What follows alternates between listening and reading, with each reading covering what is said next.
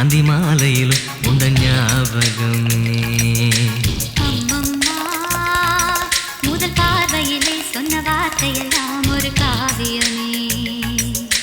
சின்ன சின்ன ஊடல்களும் சின்ன சின்ன மோதல்களும் நிழல் போல வந்து வந்து போகும். ஊடல் வந்து முட்டிக்கொண்ட போதும் இங்கு காதல் மட்டும் காயமின்றி வாழும். இது மாதங்கள் நாட்கள் செல்ல நிறம் மாறிடும் பூக்கள் அல்ல. மீனம்மா, அதிகாலையிலும் அந்தி மாலையிலும் உந்த ஞாபகமே.